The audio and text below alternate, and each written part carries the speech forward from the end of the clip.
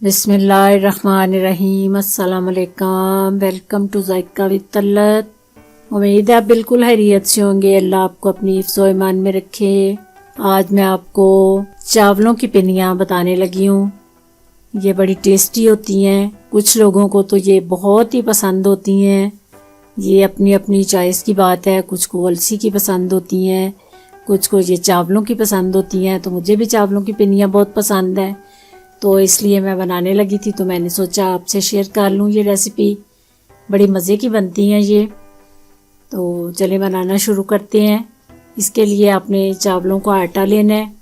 आटा जो है वो थोड़ा ज़्यादा बारीक नहीं होना चाहिए, बिल्कुल आटे की तरह नहीं होना चाहिए, थोड़ा मोटा होना चाहिए।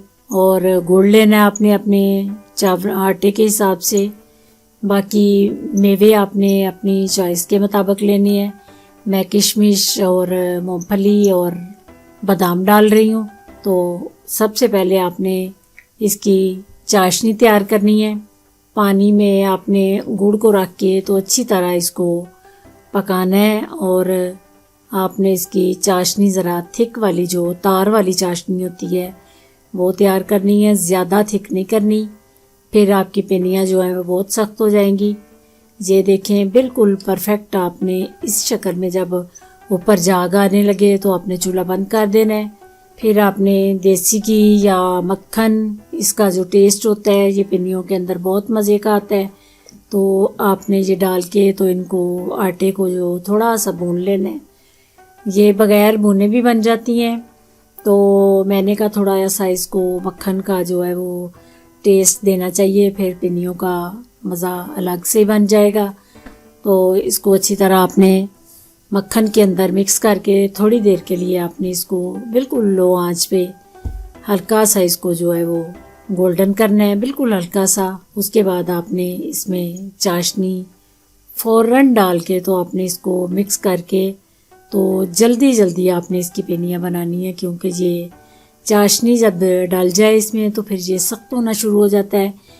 इसलिए आप कोशिश करें कि आप जल्दी जल्दी इसकी पिनियाँ बना लें।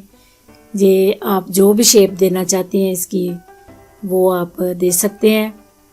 फिर आप मेवे डाल लें और फ़ौरन इसको बनाना शुरू कर दें। मिक्स कर लें आप अच्छी तरह। पहले चाशनी जो है वो आटे के अंदर अच्छी तरह मिक्स हो जाए जब, और मेवे डाल के तो वो आपने मिक्स करने हैं। थोड़ा सा हाथ को ऑयल लगा के तो तेज़ी से आपने इसकी पिनियाँ जो है वो बना लेनी है, ताकि आपका आटा जो है वो सख्त ना हो जाए। तो फिर बनानी ज़रा मुश्किल होती हैं, इसलिए आप थोड़ी स्पीड जो है वो आपने तेज़ रखनी है। तेज़ स्पीड से आपने ये सारी पिनियाँ तैयार कर लेनी है। ये बहुत टेस्टी होती हैं, बहुत मज़ा आता है इनका।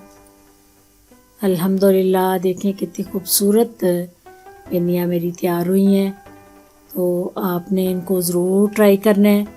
अगर मेरी पिनियाँ पसंद आए तो अपने फ्रेंड्स में, अपने फैमिलीज़ में इनको शेयर ज़रूर करना है। और प्लीज़ मेरे चैनल को सब्सक्राइब कीजिए।